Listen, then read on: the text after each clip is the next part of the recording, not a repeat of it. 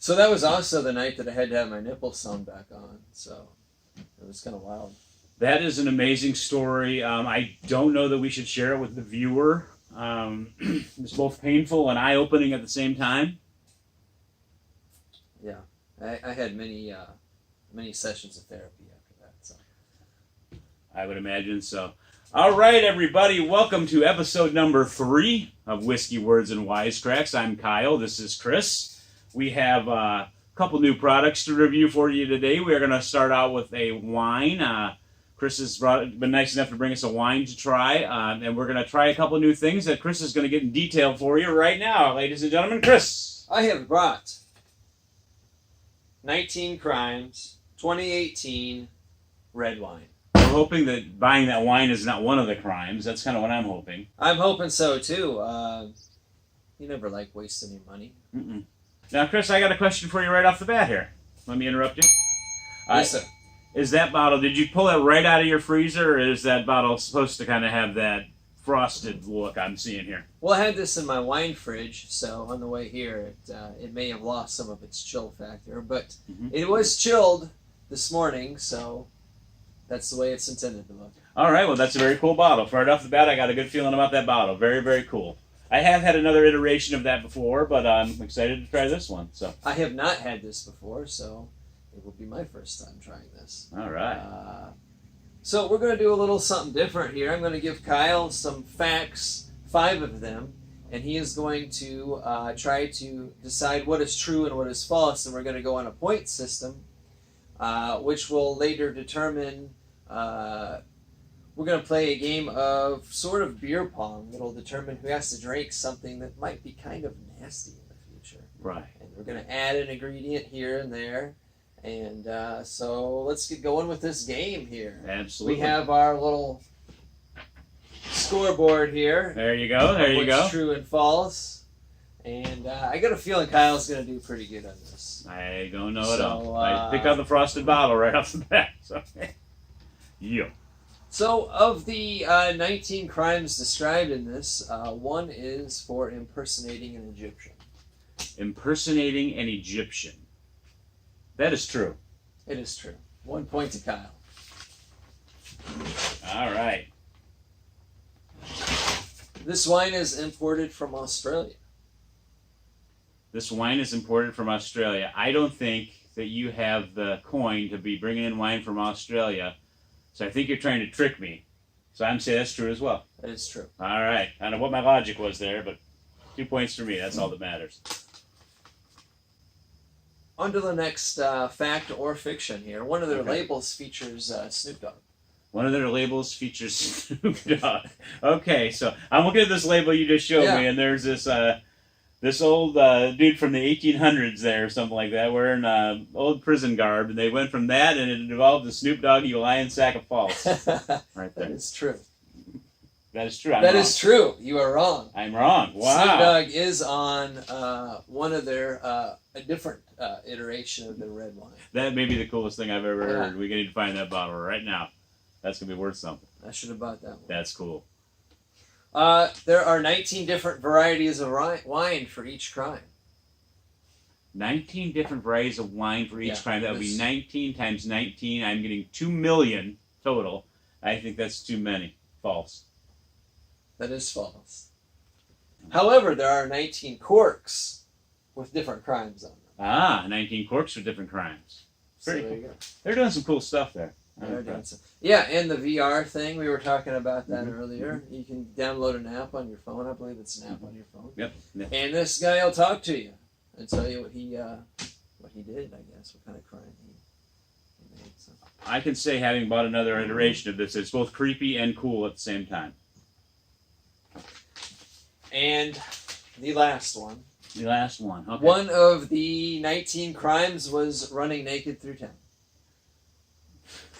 Well, I'm not going to get into details here with his nipple story and all that, but inspired by the nipple story, I'm going to say true. That is false. That is false. Okay, and I got 3 right? Yeah. Okay. So I got 3 points with that. I forgot to put 1 down. And excellent job. Excellent job. One of the 19 crimes is not running naked through town. No. Though it ought to be. Yeah, I think we're gonna cork this rascal. We're gonna cork this rascal. All right, I see you brought a corkscrew. Handy dandy corkscrew, unlike the last time, which was a twist top. Right. For the Velvet Devil. For the Velvet Devil, which if anybody's gone on and bought, I hope you enjoyed it as much as we did. I do recall some Flintstone vitamins and blueberry cereal on my end and my refined palate and tasting notes there. Berries, yes. Yeah. All right, we're going to go ahead and open this. He's going to cork that, folks. I'm going to get our glasses over here, and I don't know if they'll have any questions about these or not. This is from the Seneca Lake Wine Trail, which is awesome. If you ever get a chance to go to the Finger Lakes in New York State, awesome. More wineries than you can handle. Just be careful. They have a lot of services to take you around, taxis, buses. But you can cover a lot of wineries very quickly. I remember starting early in the day, and they closed down about 6 o'clock. So it's kind of a very early in the day type of program, which makes for an interesting evening if you're drinking wine all day. I'll just leave it at that. So give that glass over to Chris. And for mine, I have Lake House Winery and Inn. That is in Geneva on the Lake, Ohio, right on the lake. You sit on these nice tables, and you're right on Lake Erie. And wine there's it's pretty good too. So I would. They kind of left a bad taste in our mouth last time we went there, but I'd still say if you're out there, give them a shout. So this cork's. The cork is out. Cork is out, ladies and gentlemen. The cork is out. Let's see what our crime is. All right, what crime do we have here, Chris? Buying or receiving stolen goods, jewels, and plate. 19. I think the crime was him trying to cork that bottle. Absolutely. I think that's what the crime was. That was an embarrassment. Yeah. That was an embarrassment. So, let's give this a shot here. Let's give it a shot. Pour you a glass? I'll pour myself a glass, absolutely. All right, I'm going to smell first. I'm going to swirl and smell a little bit. There we go. You got to swirl and smell it. That's important to wake up those flavors. It's been trapped in that bottle for a while. So, well, a lot of crimes have gone on in the meantime.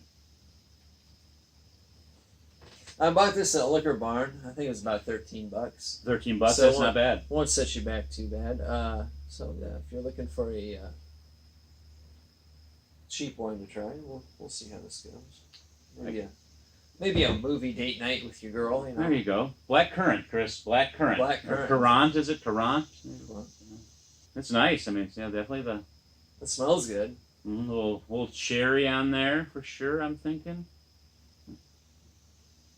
Black cherry. Black cherry, yeah. Some dark fruits, I would say, would be good on this one. I'm going in for a sip, by golly. It's smooth. It actually tastes a lot like it smells, I would say. Some dark fruits on this one. What do you think, Chris? This is a lot better than what I thought it would be, actually. I'm not the biggest fan of red wines, but this is a little fruitier than the wines I've had before. That's a very good point, and it doesn't leave that dry kind of finish in this kind of area here. It finishes kind of smooth, I would say. Am I safe to say that? And that's what I like about it. Yeah, it finishes very nicely, very smooth. Yeah, it just kind of goes right down nice and smooth. It coats nice at the same time with that dark fruit. Not a little bit of oak, but just kind of enough to a little balance on the end maybe. It's very good. I would recommend this right off the bat. Yes. This will be right from the first taste, this is going to be a keeper at my house. I'm going in for one more sip here. Yeah, one more sip. One more sip here.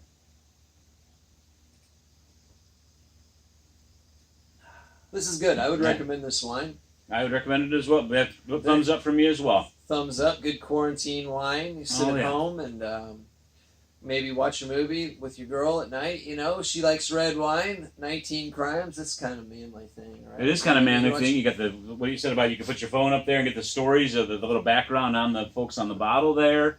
$13. Come on, folks. $13. Night out. You know, night sitting at home. A little popcorn, a little wine. I think cheese would go really well. I get some cheese with that. Some nice cheese with that. Oh boy, I got a little movie, a little rom-com going. A little convict movie, maybe a convict movie. That's why I hitched my wagon to his star, folks. Ideas like that. That is exactly why. All right, so we'll move on to the whiskey portion of our...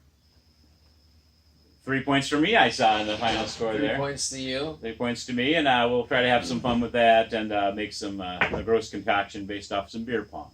All right, whiskey time, folks. I'm going to put my wine off to the side here. I will do a ding between the things here. Your whiskey today, I got to get down and reach it here. Got it. This is out of my wife's private stash here. This is Basil Hayden's Dark Rye. And I know she really enjoys this stuff, and really the entire Basil Hayden's line she enjoys. So anybody looking to kind of get a start into a smoother, a little lesser proof, it's kind of a good bourbon and whiskey to kind of kick off your journey with. So I would recommend that to anyone. It's a very good, low proof, tasty bourbon. So, are you ready for your facts? Here's the marker, here's the board for you. Basil Hayden's is a member of the Jim Beam collection of small batch bourbons, not burdens, that was started by Booker No. It consists of Knob Creek, Basil Hayden's, Bakers, and Bookers. That is false. That is true. Okay.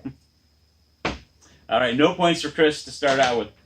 Basil Hayden was actually a cousin to the actual Jim Beam, or James P. Beam. He was believed to like a lighter, smoother whiskey. He was kind of known and infamous for taking barrels on the Beam property, which they kind of had a whole Beam property set up back then. This is a long time ago.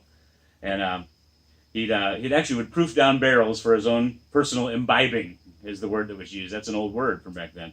Enough so where it was called finding a basil barrel on the property. That was actually a thing back then. So a basil barrel. That is true. That is false.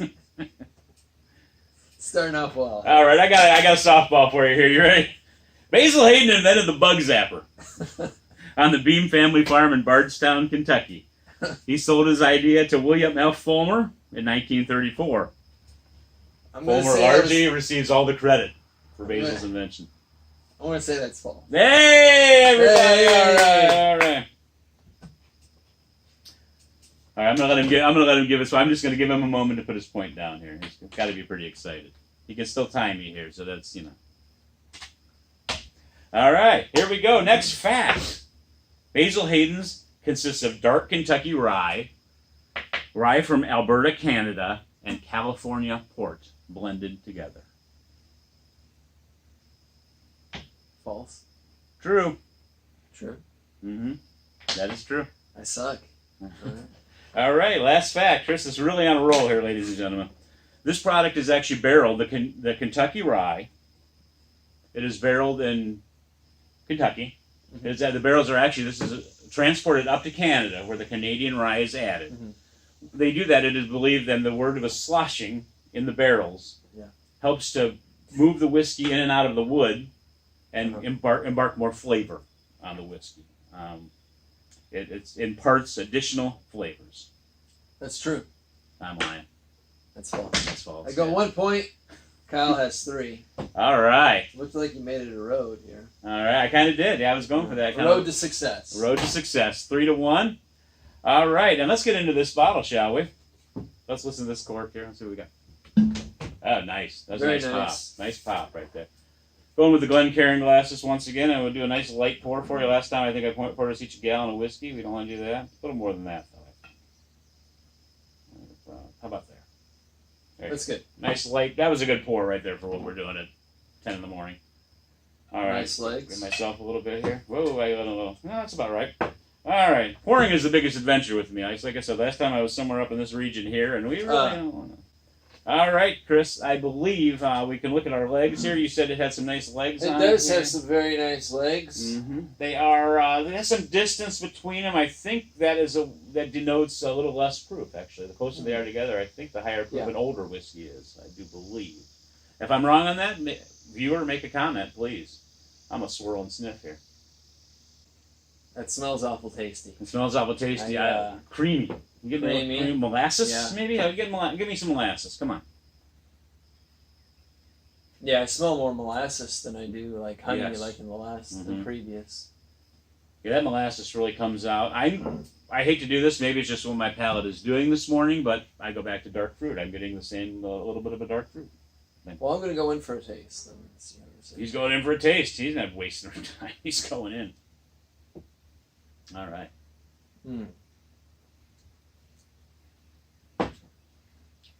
That is tasty. That is really good. Yeah, I got nice rye molasses. Go. Good selection. Good selection by Patty. Good selection. Again, that's out of my wife's private collection. It was Liquor Barn 45, maybe. I think it might have come down a little since then. We got it right when it came out, and I think it was around $40 or $45. Which it's I get just nice rye, molasses, and dark fruit. I think that's for me. Creamy. Yeah, it does. It has a nice mouth coating to it. Yeah, I'm not getting like honey at all in this, like I was in previous whiskeys. But man, this might be one of the best ones we've had. I think.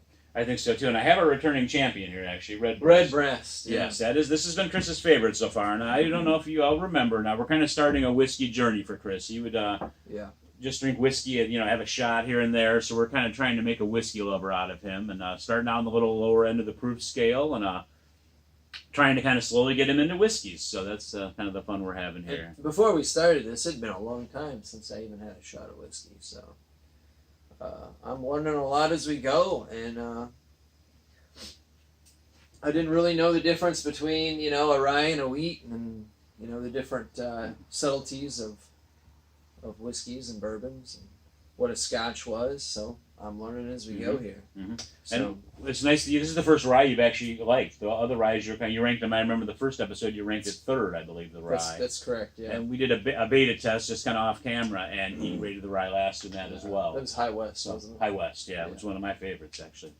But yeah, this is it's good. It's just good, people. It's just good. Low proof. It's good. It's like a summer sipper. I could sit out on the deck right now or the patio and just drink some of this. Yeah, and I noticed there wasn't like a real bad burn as it went down either. It went down so smooth, very smooth, very cream. Molasses, like Kyle said, so far it's really good.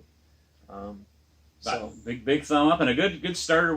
I would do this the same movie night thing. This would be nice to just enjoy during that same movie night at home. Just pour a little bit of this and just sip on it while you watch the movie, and it's just nice stuff.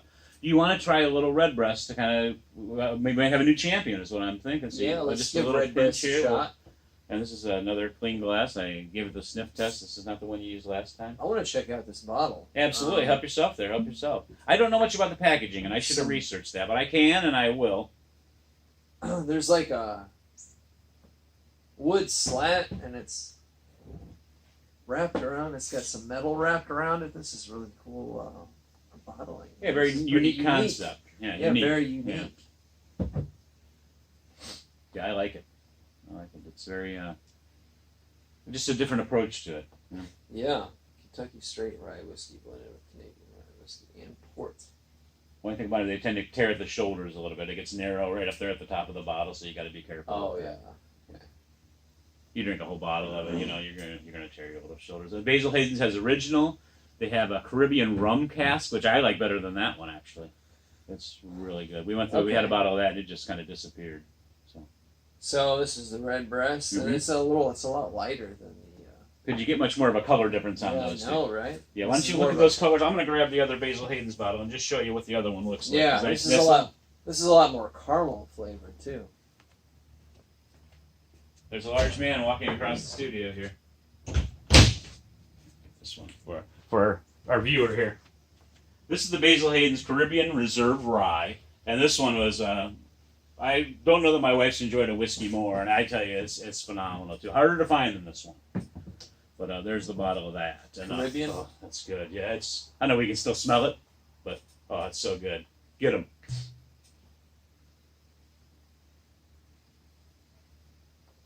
Oh yeah, that's good. Yeah, get them. Just go get them. Very, very good. Very good for good. Like I said, a start for your whiskey journey. So, how we doing over there? Just off the bat. Molasses, caramel, very smooth on the way down. I think I remember this having that burn going down. So let's give it a shot. I'm just gonna have some more of this. Very good. However, Redbreast, very good. Mm-hmm. You get that burn. Basil Hayden's very sweet smelling. Mm-hmm. A lot of this molasses is really.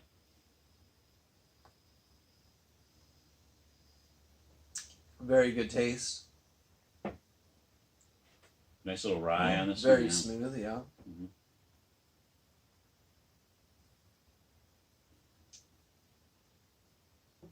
You actually get a little sweetness on the front of the palate on this one, which is a little little unique for a whiskey product. You got a lot more sweetness than you will on a normal. I think I'm going with Patty. Basil Hayden. All right, Basil Hayden's. There's a new champion right now. We will try to dethrone this, but Basil Hayden's Dark Rye, leader in the club race. Sit down, Redbreast. Bye, Redbreast. Bye, Redbreast. It was good to know you. We'll bring you back around for sure. Oh yeah, absolutely. This is a good whiskey too, but Basil Hayden's beating it out. Next, I think since we're going low proof, we'll go Elijah Craig barrel proof for him. I think that'll get him a real start for. We'll start him. All right, so for our words portion, did we want to start that? And our pet peeves. Our pet peeves. We each took the time to write down 3 pet peeves, just to have a little something to chat about and share our psychosis with all of you. I'm going to move these bottles out of the way, except for the 2 we actually had today. So, all right, who's going first here? You want to start it off? I'll start us off here. My number 1, and this is not really in order, just my first one, use of the words like and literally. I literally hate when people do that. Yeah, it's like literally awful, you know. That's like literally horrible. What literally actually means is without exaggeration. So when you say I will like literally die if blank doesn't happen, I'll literally die if this doesn't happen. The answer to that needs to be something like get the rod removed from my heart, to be literal. You know, it's like you're not going to literally die if it doesn't cool down. So if my cell phone dies, I won't literally die. No, you will not. Nor will your cell phone. It just will need to be charged. If your cell phone literally died, it would have to be alive to begin with. True. So that's what literally is. You know? That's the hardship of my generation. Mm-hmm. Like our electronics not having enough juice. Other generations have had to go to war and have experienced, great recessions and depressions and had to work on the field for 10, 12 hours a day. But my cell phone dies, electronics die, literally I feel like I'm dying. Literally you feel like it. No, you metaphorically is figuratively. You figuratively feel like you're dying. And that's where literally and figuratively have been switched around. I feel like that's the hardship of my generation. Yeah, it is not literally like 1,000 degrees outside, because we would all be melting and dead. It's actually pretty nice. It's actually pretty nice outside today. So just stop it. Take a moment of silence to articulate your thoughts, is what I'm saying here, Isn't that better? Just like let me say, take a moment of silence to articulate your thoughts. Doesn't that sound better than take a moment and articulate your thoughts? I mean, come on, literally describe something that actually happened. Just keep that in mind. You can still use it, but it describes something that actually happened. First pet peeve, Chris. That's a good one. That's a good one. I don't use literally a whole lot. You do not. No, you do not. Sometimes I use like, but I try to minimize that. I have my go-to words, and I probably do a lot of them doing this because there's a little bit of trying to get your thoughts out, and there's little moments where you might just throw in a word because you're on camera. So right. Like so, I just ended that sentence with so, for example. So, yeah. We're not following a script here, so sometimes it's never hard to articulate your words. Right, absolutely. On the spot. So, you gonna pass it off to me now? I'm passing it off to you. All right, fast food workers. Fast food workers? You just don't like them in general? That's not nice. It's kind of... Yeah. All right, fast food workers. I try not to eat fast food a whole lot, but when I do, look, I pay for the meal. I go up to the second window to get my meal. You hand it to me, give me a thank you, give me have a nice day, something that, completes the transaction to tell me I can drive off now. Because a lot of times I get handed a bag and silence. And I'm looking at my wallet, did I get my credit card back? Did I get all my food? Did I get my drinks? Do I have a straw? Just give me a nice thank you. And then I'll know that, hey, because I'm a dummy sometimes, hey, my brain, hey, I can drive off now. So don't just hand me a bag and then close the window. That's rude. Give me a thank you. Give me a have a nice day. And I'll give you one back. I am, one time we had a bad snowstorm. And we went, I know, I'm like Bernie Sanders up here. Go ahead, the snowstorm. And I thank the fast food people for working. in the snowstorm. I was like, thank you so much for coming to work today. And I think they appreciate it. If we could all just be a little nicer to each other, that would be great. So, that's my first pet peeve. I think that manners in this country and kindness and just being nice has literally died in this country. I think it literally has. It took my father a long time to just get used to the concept of giving the fast food worker the money before you get your food. He wrestled with that for a long time. It used to be you'd get your food, then you'd give the money to the worker, actually. Really? Yes, and he really kind of fought against that for a long time. It was quite embarrassing as a kid, actually. That he would kind of fight the powers that be and kind of say, you know what, you give me my food first, dude. Let's trust each other here. So it was an interesting childhood. What? Are we on to number 2 here? Oh, number boy. 2 It's hard to know when to stop, when to start, because I could go on these. A little more snow for you there. Texting and driving. Texting and driving. 1 out of every 4 car accidents in the United States is caused by texting and driving. That's a pretty alarming statistic, 25%. 25%. Of all car accidents are texting and driving. Yes, a pretty alarming statistic. I have been guilty of that myself. So. Yes, I had a feeling you're getting younger. You're about 16 years younger than me, I believe. Although you can't tell by looking at us, probably. So yeah. Probably. I'm obviously, that's another topic. Yes, texting while driving is 6 times more likely to cause an accident than driving drunk. Really? Yes. Wow. Mm-hmm. So it's safer to drive drunk than it is. Yeah. What are we saying here? I would not do either. Let's get that out there right now. Again, we're very measured with what we drink during this, and we do a little after production and everything. So neither of us are hitting the road after we shoot this. We even just this little amount. We try to be mindful of it. Absolutely. Texting takes your attention away for about 5 seconds. At 55 miles an hour, you travel the length of a football field in 5 seconds.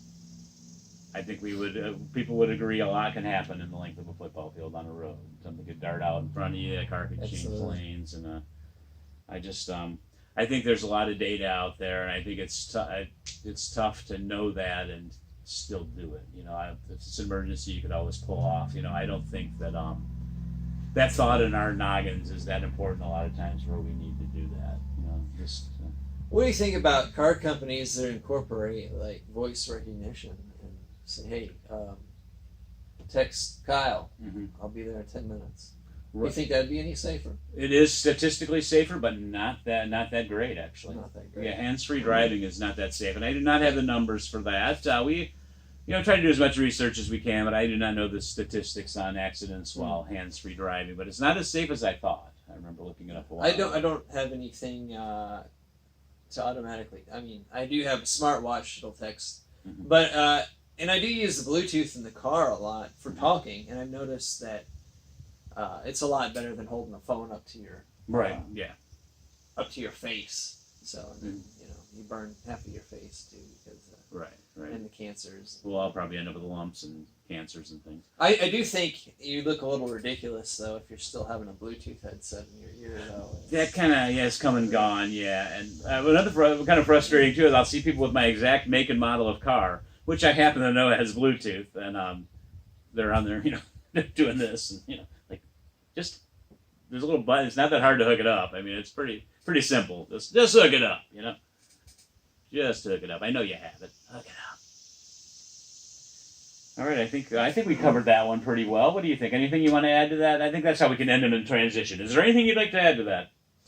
I think we can move on to the third one. Moving on.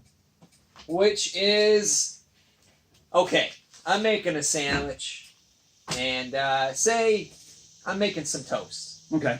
And I get my toast, and I pop it up, and I want to put butter and jelly on it. I open up the butter. There's jelly in the butter.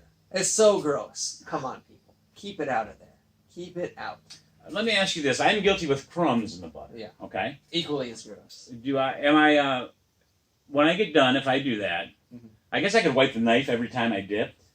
Dip and wipe, which would work. We could dip and wipe. That would work with jelly as well. What I do is, say I'm making a peanut butter sandwich. I have 2 pieces of bread.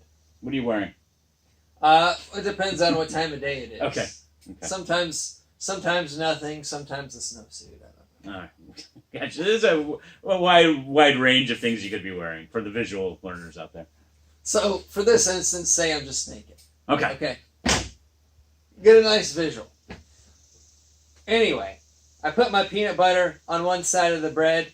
I use the other side to wipe the knife off and get extra peanut butter off on the other side of the bread. And then I go in with my jelly. I do that. So keep the jelly out of the peanut butter. Keep the peanut butter out of the jelly. It's not that hard. If you like a mix, buy some goobers. Yeah. That's true. As far as me with the crumbs? Although I find that's inferior to just buying peanut butter. So no endorsement from Smuckers coming our way. Okay, let me. Now, what would you do with my my crumbs in the butter conundrum? How would you do that? I presented my idea, but what would you do? Well, how do they get in there in the first place? When I do the butter on the toast, crumbs are coming off of the bread as I'm putting the butter on the toast. I'm getting crumbs on the knife, dipping the knife back in, crumbs into butter. Repeat. More crumbs into butter. Margarine. Yeah. Well, it's. I would rather have crumbs than jelly per se, but I mean, just wipe it off. Wipe it off you'd have to wipe it off every time. Get a napkin. There's probably a paper towel around there anyway. Just use it. Dip, don't. Dip, don't. Right? Yeah. I guess there's a crumb allowance. I guess I have a slight crumb allowance because that's more understandable. A slight crumb allowance. A slight crumb allowance, but a jelly allowance and butter, or a jelly allowance and peanut butter. No, I like scoop it out, and then I scoop it out of the butter, and then I wipe it off myself, and then I have to go back in. It's not a pleasing thing to see. Yeah, you get a light ding for that. And my wife has, like I said, the same thing with the crumbs and the butter. Okay. Go ahead. All right, I'm on to my number 3 with the gum chewing. Chew your gum like this.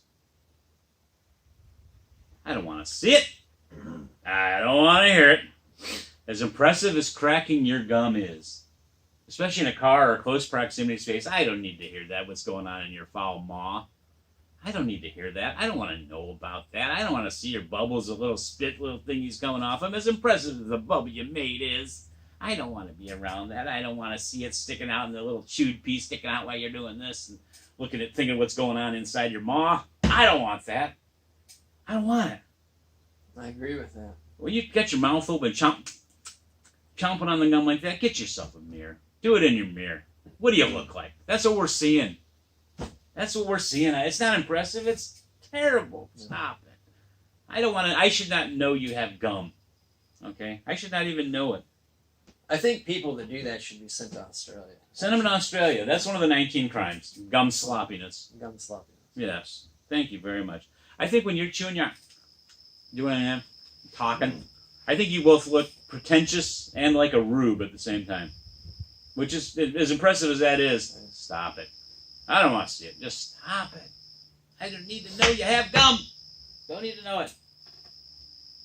That's all I have. If you have anything to add, go ahead. If not, let's move on. What's your favorite flavor of gum? Oh my gosh. Growing up, I was a big Hubba Bubba guy. Hubba Bubba? Yep, Hubba Bubba, the pink one, whatever that was. And that's good. Now I like the ice ones and the ones that just get you a slather of mint and could,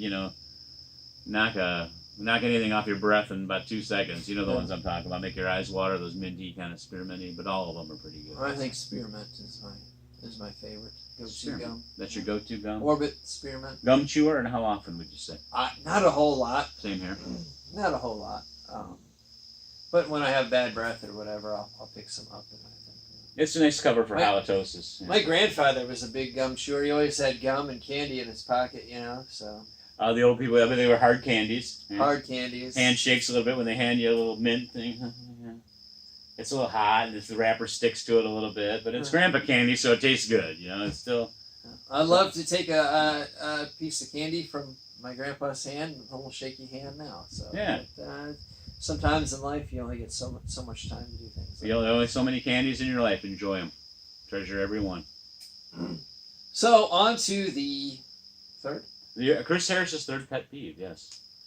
Come on, people. We are in a public bathroom. Wash your hands. Oh my And God. do it at home too, not just in public. Oh my do God. Do it at home. Wash your hands. Do we have to tell you this? Do we have to tell you this? Some people we do, because I've witnessed it way too many times in my life. People just going straight for the door. And then I'm in the bathroom and I'm looking at my hands, I'm looking at the doorknob, and then it's one of those bathrooms that only has air to dry your hands, and I gotta use my shirt to open up the the door to come out. He might as well contaminate us. He might as well go in quarantine in Australia at that point. Yes, that's might be the worst crime. Yeah. So. Oh, I could. That might be punishable by death. Oh, come on not now. Going to Australia. Come on now. By Get out death. of here. You're not part of this society. Go give them a state. We'll give them one of the bigger states out west. They can just have it. Wall it off. Okay. Ugh. I agree. Disgusting. Disgusting. All right, episode 3 from Whiskey, Words, and Wisecracks. I hope you learned a lot. We got to try some 19 Crimes, and we got to try some Basil Hayden's Dark Rye. Chris, if you want to tell a little bit about the game we have coming up at the beginning of the next episode. Yeah, so we're going to start a game here where we go on this point system of the Balderdash type game we played earlier, where Kyle got 3 right and I got 1 right. So we're going to play a game similar to beer pong, which Kyle is not all that familiar with. Nope. But so I don't remember that I played, but I don't really remember. I played it a lot in my late teens, early 20s. So Kyle will start with 3 chances to eliminate my cups in the beer pong. I will start with 1 because I'm an idiot and I couldn't figure out the truth from the fiction. He's just too good. So, and then say Kyle makes 2 of his 3, then he gets to choose 2 ingredients into the mixture we're going to use with the blender, which is on top of the shelf there. I'll just bring down the little thing here for it. It's an old Vitamix from Patty's Kitchen that it doesn't run very well. It had a very long run, plugged to Vitamix. No, nothing wrong with Vitamix there, but it became the barn Vitamix, so we're gonna use that. And then if I hit my 1 shot, I get to choose an ingredient. And then after so many ingredients, I don't know if we've determined that yet. Maybe 6, something like that. 6 5 or ingredients. 6, the person has to take a swig, a shot, if you shall say. Yeah, I'd say we fill this about up to maybe like right here. Yeah, a good couple, Yeah, has to take a shot of the mixture. So that's what we have going on. New game. New game on Whiskey, Words, and Wisecracks, folks. Whiskey, Words, and Wisecracks, and I think that's our episode. I hope everyone's safe and happy and staying free of the COVID-19. And thank you all for watching. Stay free of COVID-19. Stay free of texting and driving. And wash your hands.